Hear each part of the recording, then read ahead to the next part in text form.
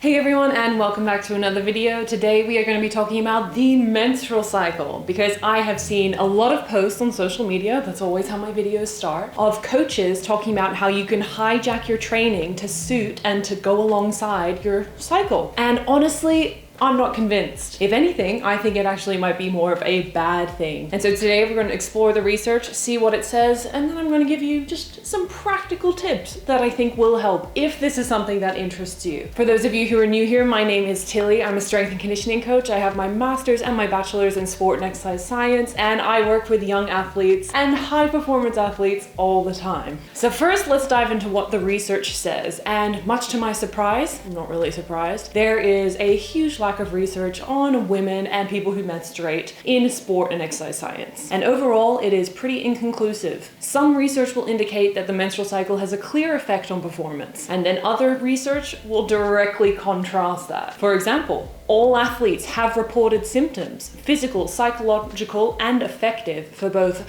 contraceptive and natural cycles. And these symptoms all occurred at different stages in the cycle. But then on the other hand, we have not all athletes reporting affective or psychological symptoms. The ones who did report psychological symptoms reported increased worry, being unusually stressed, anxious, being easily frustrated, reduced motivation to train, and being disengaged and moody. All of those things naturally could affect your training and performance. But on the other hand, we have Olympic medal winning performances having taken place at all different stages of the menstrual cycle. And performance outcomes seem to be stable along the menstrual cycle. Some specific physical and cognitive abilities are different during different phases of the cycle. For example, endurance performance and impulsivity and competitiveness. But then other factors like lower limb power, sprinting, risk-taking, and response time do not seem to be influenced by what stage of the cycle you are in. I can go on by saying that time to exhaustion and max power output in some studies was doubled in the luteal phase of the menstrual cycle, but then the complete contrast of this is evidenced in other studies. Another consideration of how the menstrual cycle might affect performance is the stigma or concerns over period blood leaking, or uniform that you have to wear for your sport showing stains. Now, why should athletes have to worry about this when they're out doing dope shit? I don't know. But this is a relevant concern. It's something that upsets me that we have to worry about, but an Adidas study in 2021 cited that 1 out of 4 young girls drop out of sport due to concerns about period leakage. And this has prompted the move of many high-profile sports teams to make the switch away from white, short uniforms. If athletes are consulted in the uniform design process, then potentially we might have better adherence rates to sport amongst young girls or people who menstruate. Some research highlights that 51.1% of elite British female rowers and runners felt their menstrual cycle had in some way impacted their training and performance. But what's really important to notice when looking at all of this research that I've just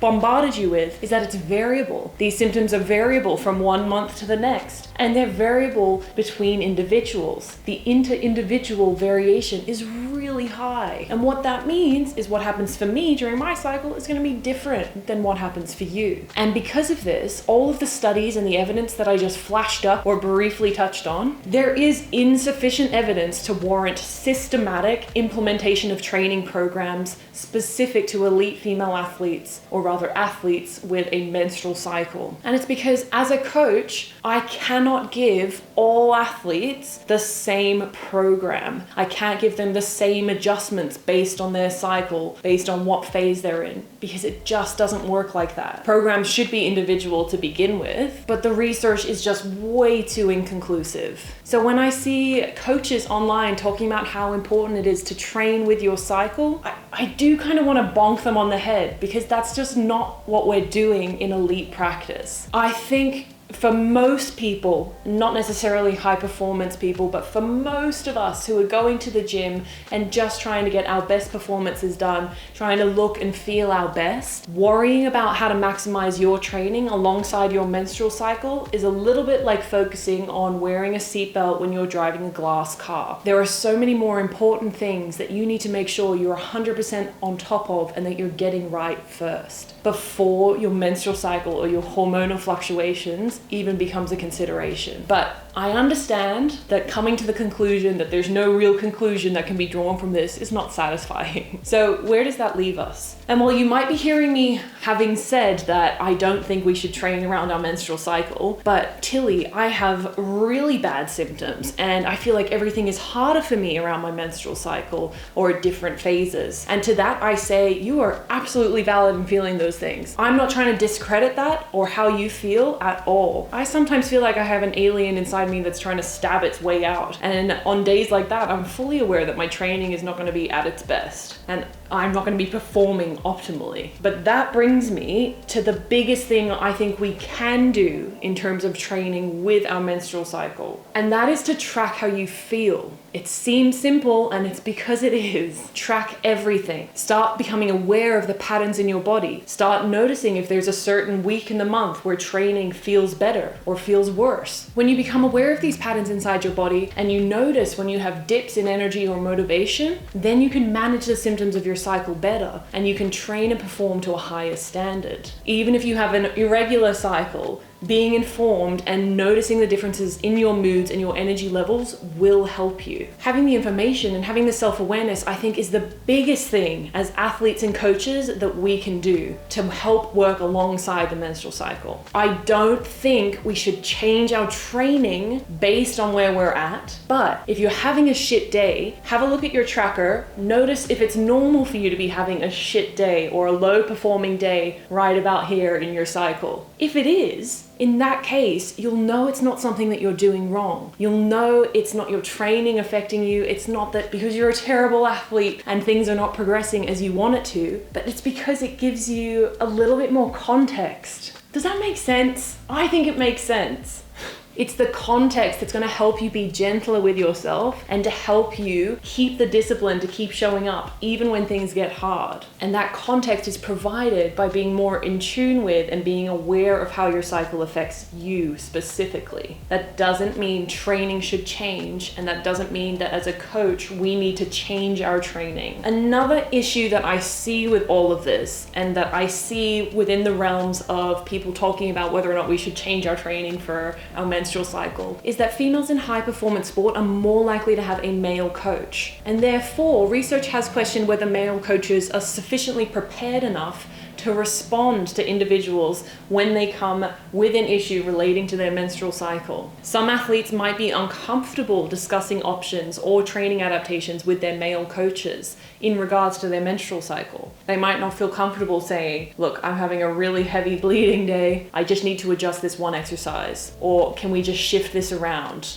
Or I'm not expecting to perform my best today because da-da-da. Whereas if menstruation were discussed more openly, it might be easier for girls and women to acknowledge their cycle and maybe to start looking at the positive aspects of menstruation. Like, when in your cycle do you feel super fucking strong? When do you feel like you could go fight a bear in a forest? Like, there are good periods associated with menstruation and a hormonal cycle, but we don't talk about those things. Why don't we talk about how we can make training harder during those periods? It's interesting how the research is only ever framed on how it negatively affects performance. We also practically need to let athletes, like I said earlier, have a say in their uniform. We need to create an environment where they feel comfortable talking about what's bothering them without shame. And we need to have coaches who are competent and who are educated enough in their knowledge of the menstrual cycle. We need coaches that understand that it is not best practice to program based on a menstrual cycle. And this is another side of things that I want to talk about, because honestly,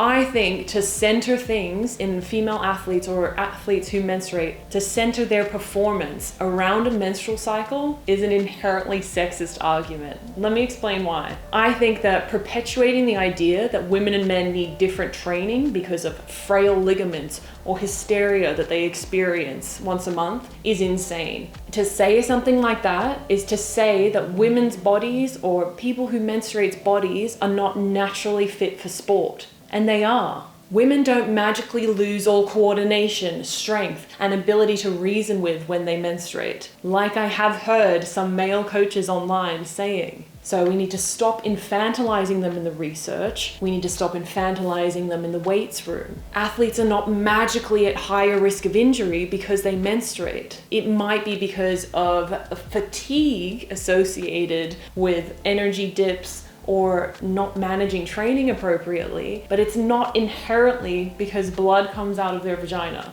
Men also have fluctuations in hormones. Most commonly studied are the diurnal or daily fluctuations, but there's also been preliminary research to suggest that men's testosterone concentration fluctuates with sunlight and based on the outside temperature. Now, does that mean when it's cold outside, men should not train because they're at higher risk of injury? Okay, I'm being dramatic now for the sake of the point that I'm making, but do you get what I'm saying? With women and people who menstruate, we're so quick to add additional hurdles and to attribute issues in performance to their biology and not the range of other factors that could be affecting performance. So if you're a person who menstruates and you've been hearing all of this nonsense, I want you to focus on getting the basics of training down first. When you've exhausted all of that, take the time to get to know your body by tracking symptoms in your cycle. Track energy levels, track sleep patterns, track appetite, track motivation, libido, track how strong you feel on certain days. And then you can see what works best for you. But it is not a part of any best practice, at the moment at least, to train around your cycle or to fluctuate your training